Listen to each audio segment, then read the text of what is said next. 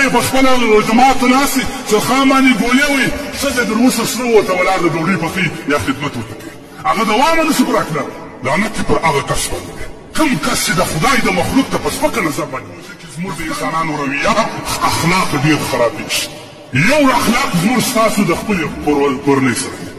دا د کور سترګې چې ورته وایي دا د کور نر توهین نه هېچا نه کو دا د خدای مخلوق دی دا ستا په کور کې چې دا ښځه ده دا ستا مینځه نه ده دا تا مینځه نه ده راوستلې دا خپل حقوق لري الله فرمایي وعاشروهن بالمعروف د دې سره ښېګڼه کوئ ښه ګزاره ورسره کوئ په کور کې ښه اوسېدنه ورسره کوئ د ښځو حدیث کې راځي نبي علیه السلام فرمایي خياركم لنسائهم خلقا په تاسو کې تر ټولو بهترین خلک څوک دي تر ټولو بهترین خلک هغه دي چې د خپلو مېرمنو سره د خپلو ښځو سره د خپلو زنانو سره نرمه رویه کوي ښه اخلاق ورسره کوي دا د ټولو بهترین ملغې چې راشي بوټی په شای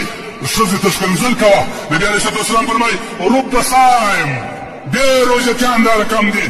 حظه من صيامه الجوع والعطش یوازې روژې پیدا دا ده چې ټوله ورځ یې په لوږه او په تنده تېر کوي یوه زره ثواب یې نه دي وړی ولې دا مسلمان زوی کړه دې زنانې ته ښکنځل وکړه دا وکړه دی په خپله جماعت ته ناست دی سرخان باندې ګولې وایي ښځې در اوسه سره ورته ولاړ د ډوډۍ پخوي یا خدمت ورته کوي هغه دوامه نشي پر کړی لعنت پر هغه کس باندې کوم کس چې د خدای د مخلوق ته په سپکه نظر باندې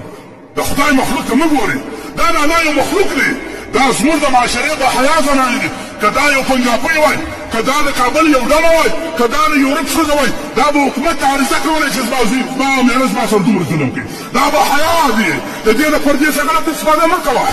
د دې د محرمشي څخه غلط استفاده مه کوه الله تبارک وتعالی به دې تباه کړي د هغه ښځه به درباندې ولري عیال ټپه به سي یو عیال به نه لري بیا به د دې په یوه کمیس باندې به دې سترګې واوځي په اوښکو به سرې ولاړې د خدای پر مخلوق رحم وکړه د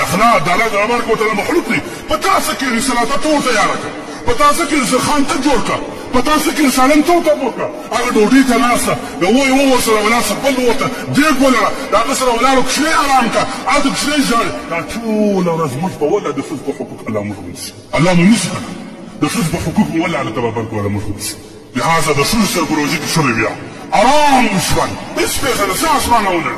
ارام ژوند ښځه لس منټې د جماعت مخکې خپله کار ورسره وکړه ورته راسه کښېنه دعا وکړه د خپل غریبي خواهش الله ته وکړه د خپل مسکنت ته وکړه د خپل بېزوجري ته وکړه د خپل بېاولادي ته وکړه د خپل رزق ته وکړه د خپل کاروبار ته وکړه د خپل